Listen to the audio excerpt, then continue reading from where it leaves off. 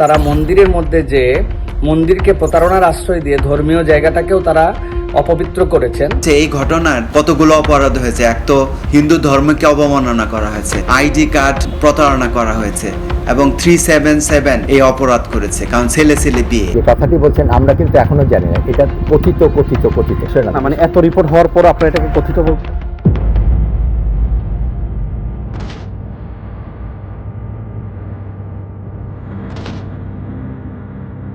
দেশের ইতিহাসে প্রথমবারের মতো সম্পন্ন হয়েছে ট্রান্সজেন্ডার বিয়ে।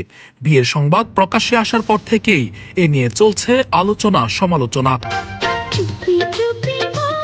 शादी के बाद मेरे लिए खाना बनाओगी ना?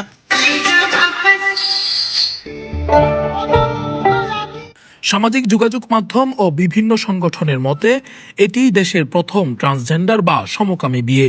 তবে এর নেপথ্যে বড় ধরনের তথ্য গোপন, ভুয়া এনআইডি ব্যবহার ও ধর্মীয় বিধান লঙ্ঘনের অভিযোগে ক্ষোভে ফুঁসে উঠেছেন সচেতন মহল।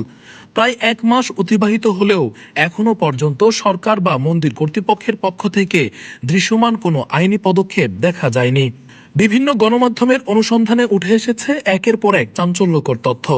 পাত্রী হিসেবে পরিচিত তাসনুভা আনান নিজেকে দেশের প্রথম ট্রান্সজেন্ডার নিউজ প্রেজেন্টার ও মডেল হিসেবে দাবি করে আসছিলেন। তবে মন্দিরে বিয়ের জন্য জমা দেয়া কাগজপত্রে নিজের আসল মুসলিম পরিচয় ও পূর্বের নাম গোপন করে শিশির বিশ্বাস নামে এক হিন্দু নারীর ভুয়া পরিচয় ব্যবহার করেন তিনি। জানা যায় ব্যবহৃত এনআইডি নম্বরটি মূলত ভোলা জেলার মোহাম্মদ জাহিদুল ইসলাম নামে এক পুরুষের। জাহিদুলের কার্ডের মূল নম্বর ঠিক রেখে নাম, মা বাবার নাম ও ছবি পরিবর্তন করে জালিয়াতি করা হয়। এমনকি পাত্রীর আসল এনআইডি সূত্রে জানা যায় তার জন্ম বাগেরহাটে এবং লিঙ্গ পরিবর্তনের পূর্বে নাম ছিল মোহাম্মদ কামাল হোসেন। এই ঘটনার প্রতিবাদ জানিয়েছেন বিভিন্ন সাংস্কৃতিক ও ধর্মীয় সংগঠন। ঘটনার সুষ্ঠু তদন্ত ও বিচারের দাবিতে বিবৃতি দিয়েছেন দেশের শীর্ষস্থানীয় উলামায়ে কেরাম। এটা একটি প্রতারণার অংশ, কেননা ইসলাম ধর্ম তো বটেই, হিন্দু ধর্মশাস্ত্র মতেও এরকম কোনো কার্যক্রমের সাথে কোনো হিন্দু ধর্মাবলম্বীও জড়িত হতে পারেন না। সেখানে একটা মন্দিরকে ব্যবহার করে তারা প্রতারণার যে অবতারণা করেছেন, তারা একই সাথে 3টা অপরাধ করেছেন। 1 নম্বর, বাংলাদেশে যে প্রচলিত আইন সেটাকে তারা বৃদ্ধাঙ্গুলি দেখিয়েছেন, এটার ব্যাপারে কঠোর আইন বাংলাদেশে রয়েছে। 2 নম্বর, তারা মন্দিরের মধ্যে যে মন্দিরকে প্রতারণার আশ্রয় দিয়ে ধর্মীয় জায়গাটাকেও তারা অপবিত্র করেছেন। তৃতীয়ত আমরা বলবো যে তারা বাংলাদেশে যে সকল মানুষজন আছেন যারা এর বিপক্ষে কথা বলছেন, এবং প্রত্যেকটা মানুষের এর বিপক্ষে বক্তব্য রয়েছে বাংলাদেশে স্পষ্টভাবে, যে দেশীয় আইনের দিক থেকেও এটা অবৈধ এবং এর দ্বারা তারা একটা ভিন্ন রকম এজেন্ডা বাস্তবায়ন করতে চান। বিশ্ববিদ্যালয়ের শিক্ষক, চিকিৎসক ও প্রকৌশলী সহ দেশের 1230 জন সচেতন নাগরিক।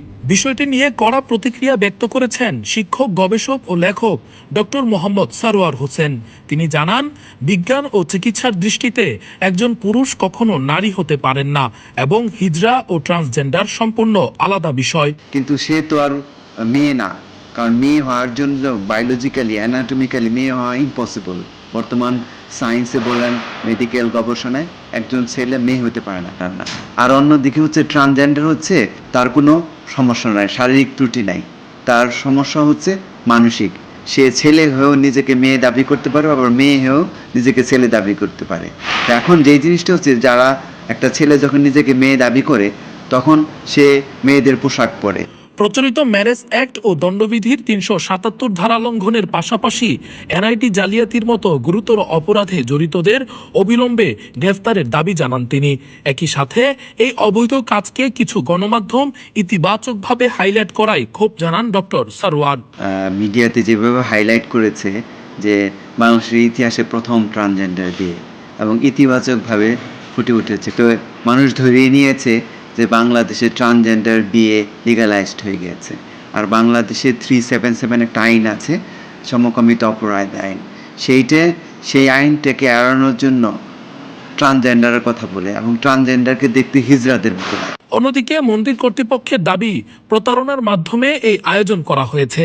ঢাকেশ্বরী মন্দির পরিচালনা পরিষদের সদস্য কাজল দেবনাথ বলেন, তারা এসেছেন, বিয়ে হয়েছে, চলে গেছেন। এর বাইরে আমাদের আর কিছু জানা ছিল না। সাধারণত বিয়েগুলো এভাবেই হয়। সাক্ষী টাক্ষী যারা আছে 7-8 জন ছিল, তাদের বেশ কয়েকজন আইন এগুলো নিয়েছে, তারা এসছে, বিয়ে করেছে, চলে গেছে। সে যে বুঝে এসেছে, টোপর মাথায় টাথায় দিয়ে যেভাবে থাকে, একটি ছেলে একটি মেয়ে এসেছে, তারা পুরোহিতকে বলেছে, আমরা কাগজপত্র দিয়েছে, ফর্ম ফিল আপ করেছে, তারা বিয়ে করেছে, চলে গেছে। আমরা কিন্তু এর তারা কিছু জানি না। তিনি জানান, সনাতন হিন্দু পারিবারিক আইন অনুযায়ী কেবল পুরুষ ও নারীর মধ্যে বিয়ে সম্পন্ন হতে পারে। হিন্দু আইনে পুরুষ এবং মেয়ের ভিতরে বিয়ের ব্যাপার, সেখানে গোত্র আছে, আছে, বর্ণ আছে, গোত্র অনেক কিছু, কিন্তু transgender is a new concept. বাংলাদেশে হিন্দু আইনে কোনো অ্যারেঞ্জমেন্ট হয় একেবারে আদিকাল থেকে আছে। তো বাংলাদেশে এখন পর্যন্ত আমার জানা মতে যে বিষয়টি আছে, সমকামিত্ব প্রশ্নই আসে না। ট্রান্সজেন্ডার এই জায়গাগুলোর মধ্যে আমাদের এরকম কোনো বিধান নেই যে করা যাবে কিনা, প্রশ্নই আসে। কাজল দেবনাথ বলেন, এনআইডিতে লিঙ্গ বা গোপন তথ্য বোঝার উপায় থাকে না। মন্দিরের কোনো গাফিলতি ছিল না দাবি করেন তিনি। আমরা মনে করি মন্দির কমিটির কোনো গাফিলতা নেই, কারণ এটি সব সময় হচ্ছে। এনআইডিতে কিন্তু লিঙ্গ থাকে না।